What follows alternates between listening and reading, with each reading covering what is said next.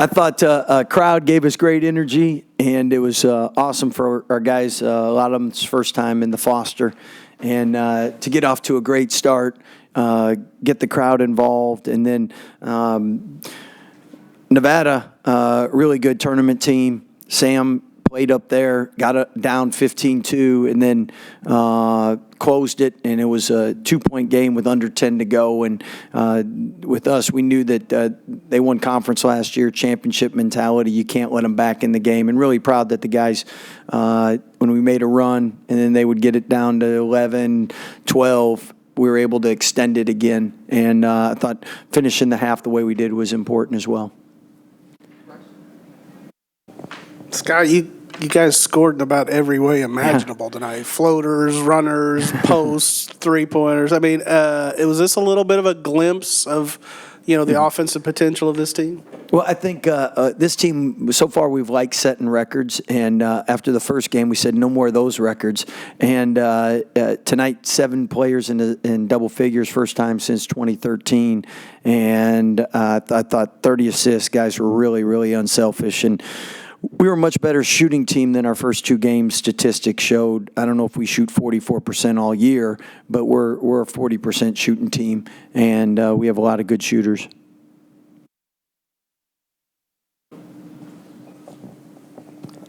Scott, it felt like last year you guys were playing your best basketball when Jayden was really aggressive offensively. Was that a message to him in the offseason, because he's been excellent through 3 games? Yeah, we've told him to stay, because in practice he's aggressive and he's really good. And then sometimes actually we got in one of our scrimmages and he was passive, and we're like, just play how you practice. And that's a tribute to him, because 1, he practices really hard, and 2, he doesn't ever want to be a bad teammate.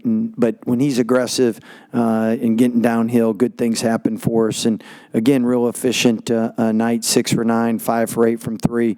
But I really thought Roach, 8 assists, 4 turnovers. VJ, 7 assists, 0 turnovers. And Rob, 6 assists, 1 turnover. I mean, that's special right there when you got that kind of facilitating going on. When you get to the end of that second half and you have guys coming off the bench who don't necessarily get a ton of playing time, making plays, and the bench is going crazy, just kind of like, how exciting is that for you to see those guys get their chance and take advantage of it? Well, I mean, they practice really hard, and when they get a chance to play, you want to see them have success. And it was great seeing a couple guys get their first baskets in a Baylor uniform. So I think we have 1 more to go. Marino, he was close on a couple, but we got to get him at some point. Coach, y'all ran about a half dozen different zone looks in the first half. There's some 2-2-1, I think, in there, and like a full court press. Walk me through a little bit about what your mindset was of let's sort of try everything right now, and what you saw out of the team in those looks. Well, I think we spent a lot of time going into Gonzaga working on our switch and man, and after that, we spent more time on our zone, and the blessing of that is now we got 2 defenses we can play, and we can mix stuff up from there. And I know we're working on some other stuff too, and it's good to have options, especially when people get on a roll. But if we can get stops, we're really good in transition, so the key is getting stops. And what we did on the glass, that's much more indicative to Baylor basketball. I mean, 42-21, that's how we rebound. You had Eve last year. You got VJ this year. Is Waco the new Lob City? Yeah, I don't know. I saw Eve had 17 and 10 the other night, and he's good for a couple Sports Center dunks. And you miss that in practice, but the great thing is VJ's right there to pick it up. And I think probably will get on Sports Center tonight. So he's and what you love about VJ is again, you look across the stat line and 10 rebounds and 7 assists, almost triple double. I don't know if we've ever had a freshman have a triple double. Say no. You had talked about some of the individual assist numbers. You guys had 30 total tonight, which is more than your first 2 games combined pretty comfortably. Was that a message in the walkthroughs of moving the ball more, and how did you like the movement tonight? No, I definitely love the movement, but I think a lot of that goes to new guys, 1 returning starter. you first have to know the offense, and then you stop thinking and you start playing. Then you start to get a familiarity with your teammates, who's open, where they're cutting, where they want the ball. And I think it's just the longer we play together, the better we should get. And again, I think teams that return a lot. And Sam, I mean, they return a lot. 6 of the top 7 players are seniors. So this is a really, really good team. I mean, they won at Tarleton by 30. So, I mean, we played really well tonight. You've harped on how good of a team Sam Houston can be, obviously beating Arkansas. Just when you're able to stack wins like this, just what's that do for the confidence of these guys as you're moving forward? Makes me feel better. But obviously, it helps with them and the buy-in to that their work's paying off. And the good thing is it's early in the year and everybody can get better, and it's a race to who can improve the most. But you love to see your guys. They work really hard this summer, and it's great to see them have a night like tonight where they could all feel good about themselves and feel like their hard work paid off.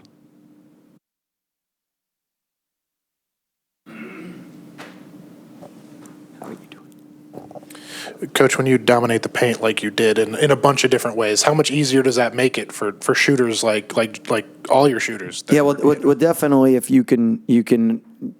The easiest way to score is layups and dunks. So if you can get the ball inside and you can score inside, that opens things up. You get better looks outside. So, by the way, I was laughing because Dave Snyder, huge Georgia fan, and after he comes before the Arkansas game and he's all down, I'm like, someone hurt?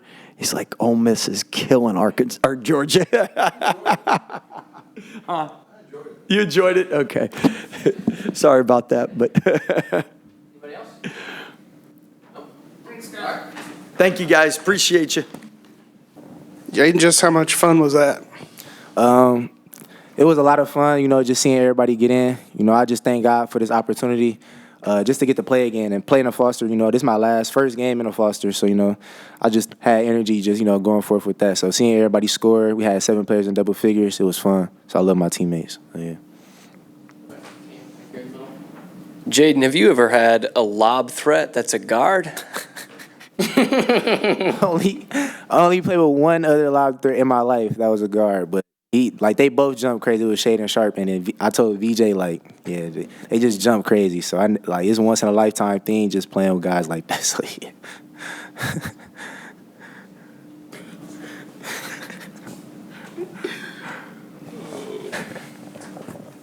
VJ, Jayden mentioned it, but 7 players in double figures, first time since 2013. What does that say about the versatility of this team? Man, that says a lot. Say that coach trusts his players, to play.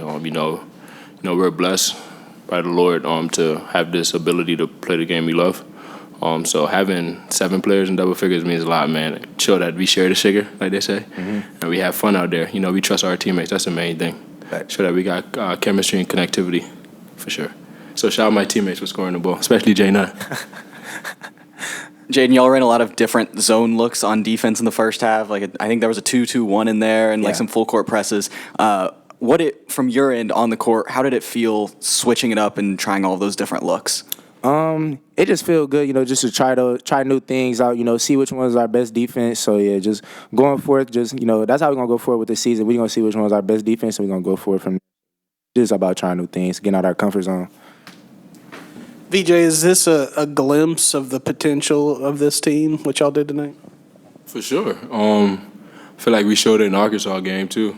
Like you said, we just staying ready, taking every day by day. That's all it is. Seeing that the team can play play the game, share the ball, defensively and offensively we're connected. It's a glimpse. But we're gonna continue getting better for sure. We ain't as good as we're gonna be for sure.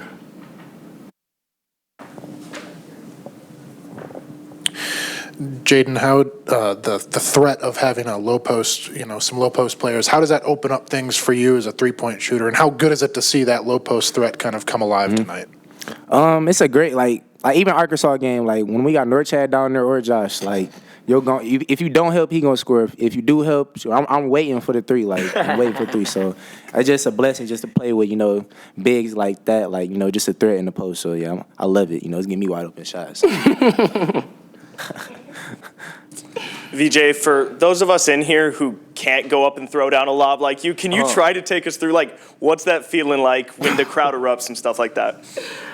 I mean, when you got great guards like Jay Nunn, Jeremy, Rob, even the bigs that can throw lobs, I mean, they trust me to go get it. And I tell them wherever they throw it, I'm going to go get it. So, just hearing the crowd erupt, I mean, like I said, it's the first time. My first time playing the Foster show. I know it's just like a glimpse of what it's gonna be throughout the year. So I don't mind getting a little dunk every game to get the crowd going for sure. Jayden, who can get higher, Eve Misi or VJ Edgecombe? I'm gonna say VJ just cause Eve's way taller, like so. Sure. But Eve still got bumps though. But VJ he jump with everybody just like Eve's do. Like he don't care if he get dunked on, and he gonna go get a lob. He gonna I throw it anywhere. He always tell me throw that lob anywhere. Hey, He gonna trust go get him. it. I trust him. I trust him. I care if I get dunked on. No. I thought you should have thrown the first oop that you threw to him higher.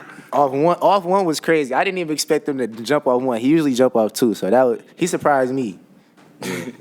How high you want that go? I think y'all had 5 or 6 lobs tonight. How much time in practice do y'all spend working on that? I'm not gonna lie. We don't even it's really individual work. Like I ain't gonna lie. In our individual workouts, like just by ourselves, we do work on like pass. I know all the guards work on like passing and throwing lobs and stuff.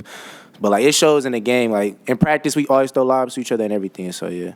I think it's just we have high IQ guards. Yeah. So I mean, if you have a high IQ guard, they can throw a lob. So they know when to throw a lob, how to throw the lob. So like I said, I'm surrounded by high IQ guards. So I'm gonna just cut. When I'm driving. I'm pretty sure they're gonna see me for sure. Yeah. If not, they're gonna make a play. So yeah. Yeah. Everybody on this team, like from the starters to the walk-ons, like in the gym, like 24/7. So for real.